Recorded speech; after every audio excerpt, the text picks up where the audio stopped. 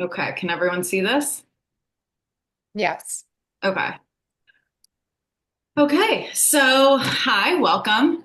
This is our holiday survival guide. The focus is on DBT skills for stress management during the holidays.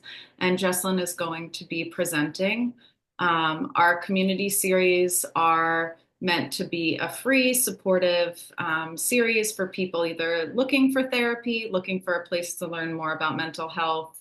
Um, and just a place to get more information. A good place is a bi-coastal practice that focuses on many different areas of expertise, including anxiety, depression, um, life transitions, couples, teens, and many other areas. So a little bit about Jessalyn. Jessalyn is our therapist in training for the year. She is in our Good Place therapy location in New York. She is currently getting her master's in social work from Columbia, and she's specializing in anxiety, depression, first generation, life transitions, people of color, racial identity, and work-life balance.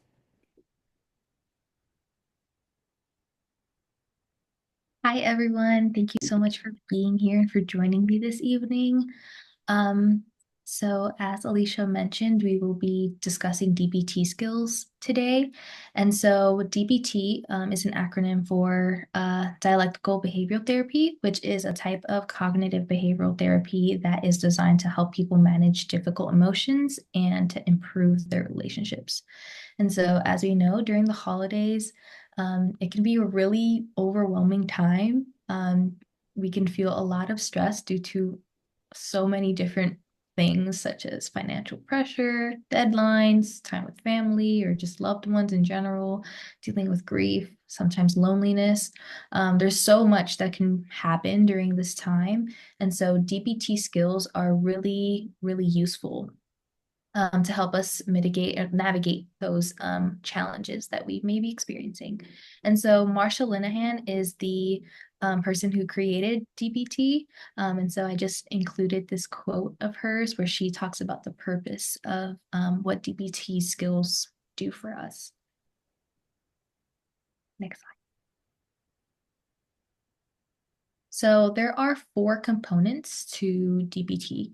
The first being mindfulness, second being interpersonal effectiveness, the third being emotional regulation, and the fourth being distress tolerance. So what is mindfulness? Mindfulness skills can help us become more aware of our thoughts, our feelings, and our different behaviors. It can allow us to focus on being in the moment without judgment or without any sort of expectations or attachments. And so mindfulness can be used in multiple different situations. So one example is during family conflict or when we're experiencing physical pain or when we could be overthinking. So for example, during family conflict, you could be at a dinner table with and it's possible that, someone may say a comment or something that can evoke or create some sort of conflict with another relative, and that can become really intense really, really quickly. And so, a way that we can implement mindfulness into that moment is we can kind of notice what thoughts come up. As we're seeing all of this happen, as we're seeing the conflict arise, we can notice if there's any tension in our body, and what that may feel like and why that may be coming up in that moment. So mindfulness just really allows us to be present and be just aware of what's really going on. And with that awareness, we're able to kind of think about how we can maybe respond differently or what identify what some triggers might be for us. And so mindfulness can help us reduce suffering. It can increase happiness and again allows us to be present. And so there are multiple examples of mindfulness skills that we can partake in. So that can look like breathing exercises. So just being very aware of our breath. It can be a body scan. It could be observing our surroundings and then also maybe doing a five senses check-in.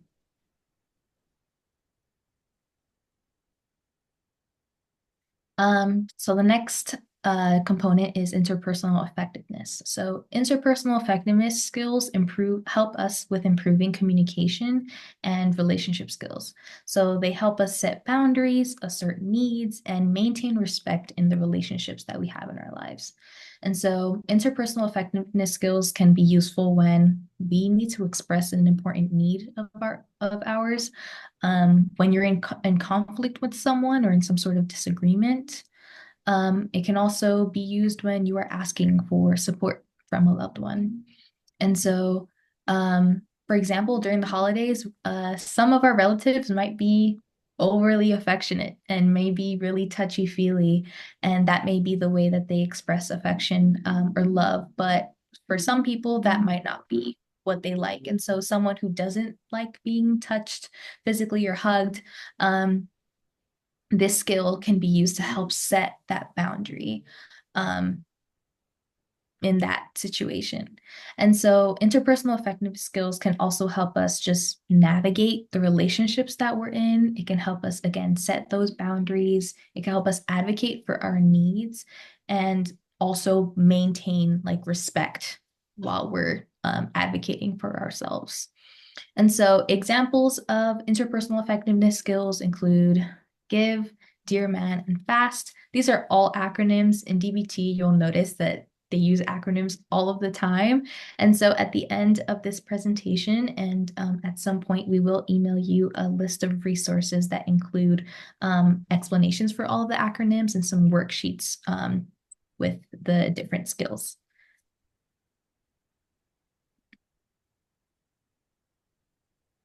So emotional regulation. Emotional regulation skills give us the ability to manage and influence our emotional responses in situations in a way that is appropriate and can be really helpful. And so it can be useful when we're in an argument with someone, when we feel rejected or really sad, or when we are experiencing grief or missing loved ones. And so emotional regulation can really help us. For example, if you're missing a loved one during the holiday, sometimes not all of our family members can attend, or unfortunately, you could have lost someone this past year or in the past in general. And for a lot of people, that can be really sad and really overwhelming.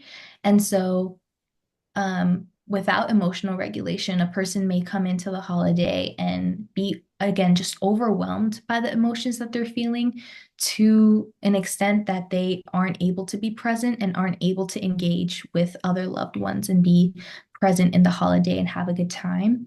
So what emotional regulation can help us do in this situation is it can provide us with again, like acknowledging the feelings that we have, validating those feelings and holding space for them, but also not allowing it to affect the way that we may show up or prevent us from being present and engaging and enjoying our time with our loved ones.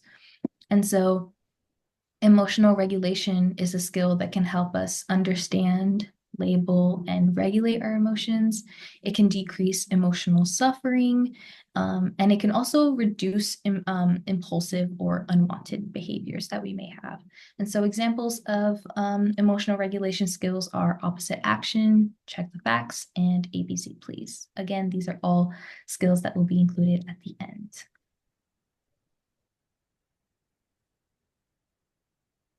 And lastly, what is distress tolerance? So distress tolerance is skills are the ability to manage and endure pain or emotional distress rather than making it worse.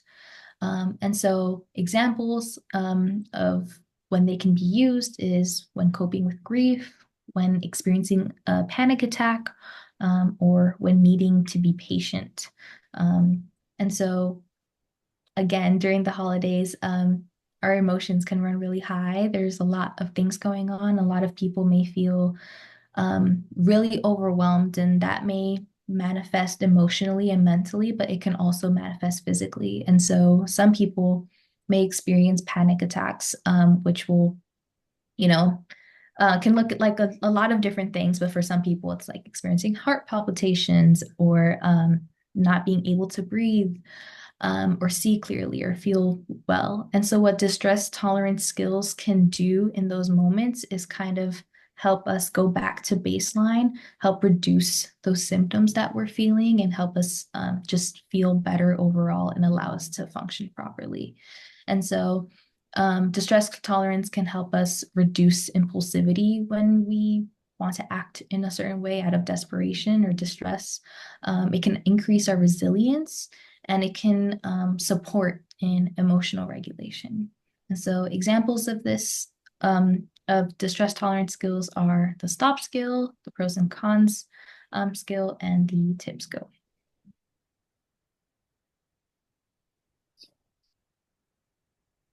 All right.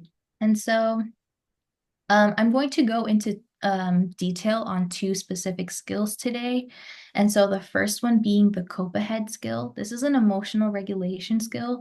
It's a proactive strategy to prepare for challenging situations that help us with emotional regulation during really stressful situations. So by planning ahead, you can increase your confidence and reduce the risk of being overwhelmed when a certain situation occurs. And so I'm going to provide an example as we are going through the steps of the cope ahead skill. So for example, you can be worried about not being able to afford gifts for everyone, fear judgment from your family and your friends.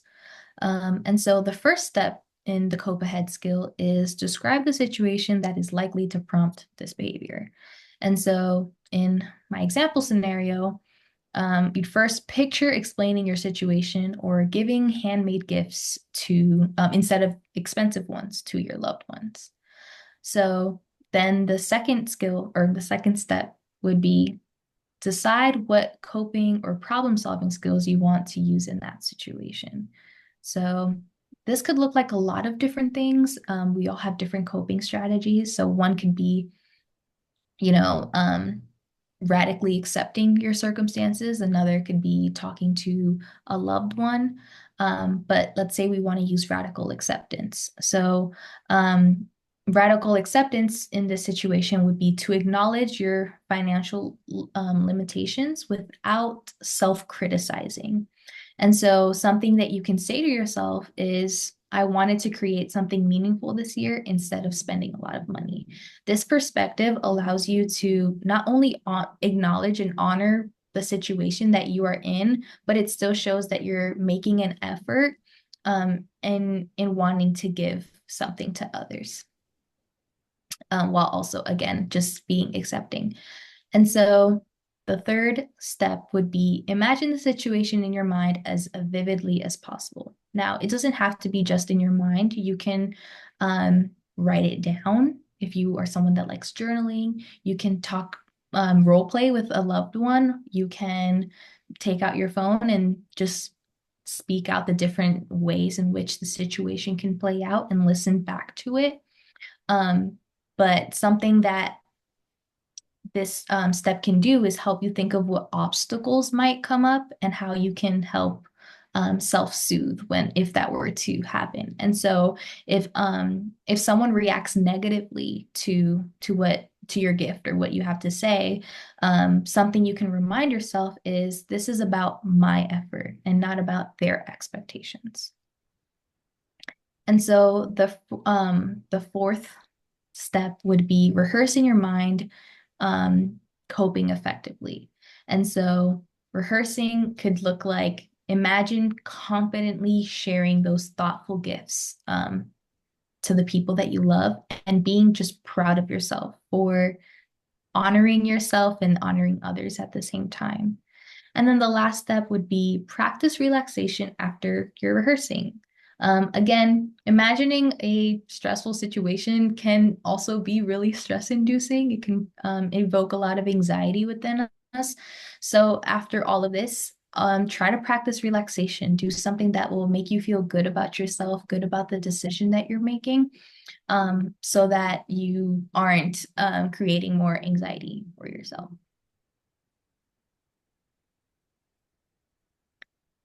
Now, the second skill is the give skill. So this is an interpersonal effectiveness skill. The build skill or the give skill is meant to build and maintain healthy, positive relationships while expressing your needs and respecting others. So give focuses on how to communicate in a way that fosters communication, trust, and mutual respect.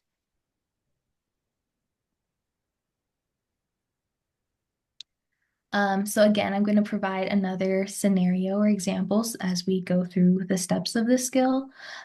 So the scenario for the potential scenario for this skill is you're attending a holiday dinner and a family member makes a comment about your life choices that feels very critical or really intrusive. You want to maintain the peace, but you also want to avoid feeling disrespected. So the give skill is what we will use in order to achieve that.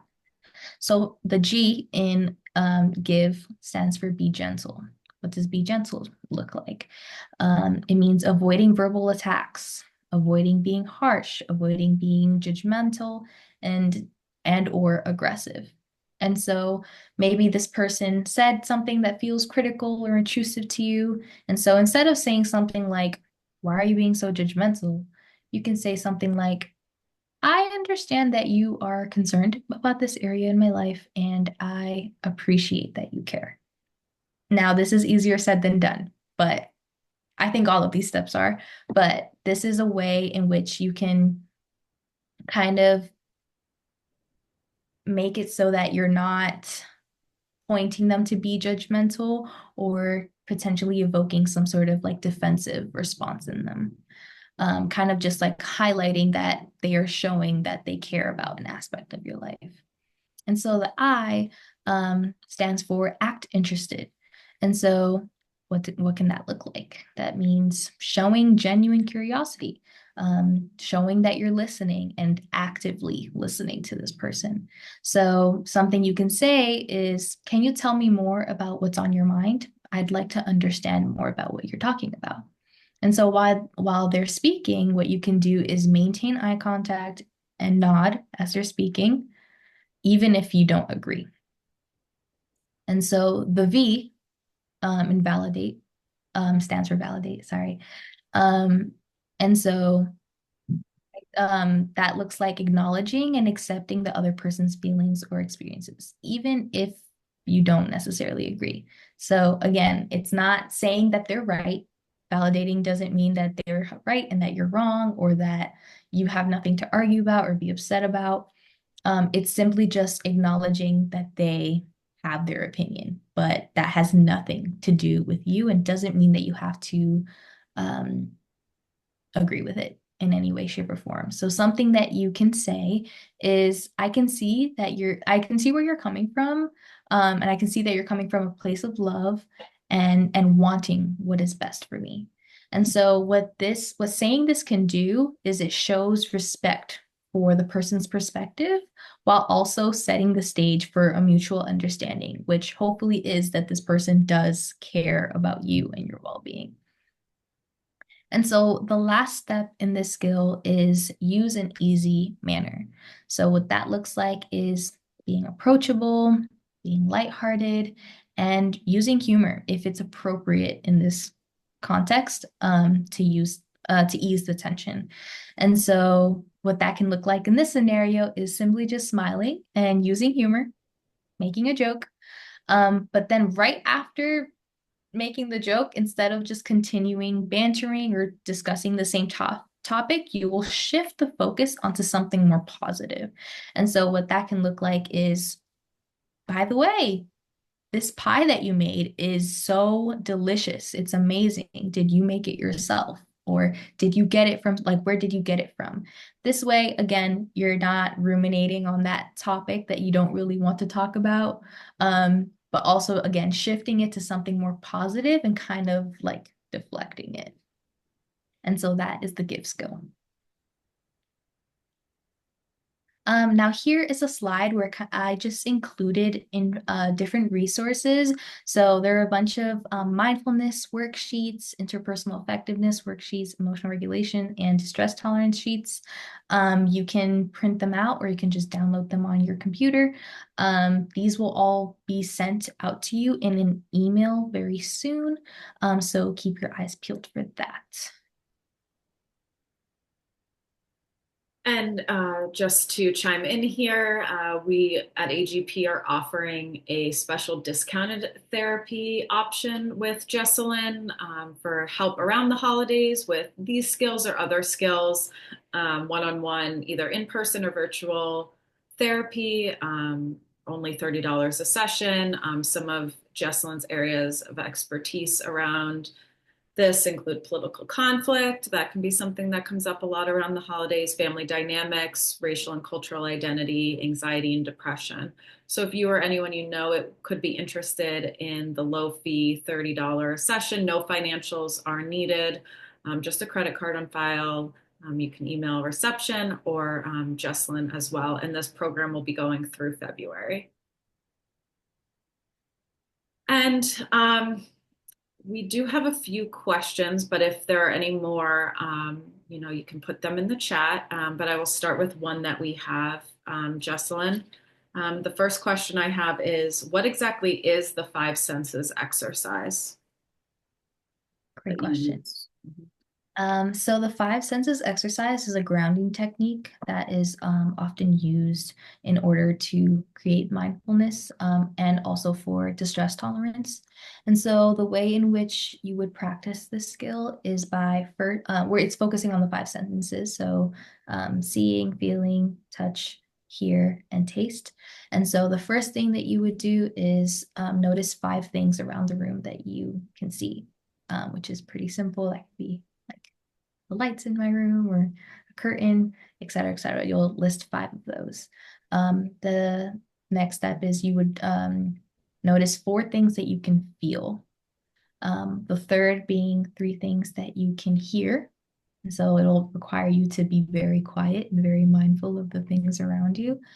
And then the fourth would be to notice two things that you can smell. And then the last thing would be one thing that you can taste. And so what this can do is it can help us, one, be, again, more mindful of like the area that we're in and the space that we're in, the sensations that we might feel. It can also maybe potentially cause us to think things and make us notice what's going on in our mind or in our body. And again, it will just help like reduce any symptoms of like overwhelm and really promote mindfulness. Great. Definitely something I'll be using. And then the other question we have is, what if I do not use the skill correctly? How can I remind myself to use it in the future? So these skills are they can be a lot sometimes in the sense that it can be a lot to remember. And so something I would say is try to give yourself grace and remember that there are multiple opportunities in which you can practice a skill. So maybe you tried doing a mindfulness skill while at a specific event during the holidays and you don't feel like it quite worked. There are multiple opportunities in which you can choose to be like, you know what, this is a perfect moment for me to be mindful, or this is a moment in which I can really think about how my body is feeling or what my thoughts are saying. And so, yeah, it's the great thing about these skills is that there's so many of them and that you can use them in so many different situations that you don't have to harp on like not doing it perfectly one time. Mhm. Yeah, that's a good way to give yourself grace. Um, okay, well, thank you, Jessalyn. That was really helpful and something that we can definitely use around the holidays or, even just in our day-to-day lives, whether it's at work or in personal life. And thank you for everyone who attended. You will receive a copy of the recording as well as a resource guide with a number of the exercises and videos that Jessalyn shared. If you would like more information or have questions, you can email Jessalyn at agoodplacetherapy.com, or you can feel free to reach out to reception. Um, I hope, well, I hope everyone has a good evening. Thank you.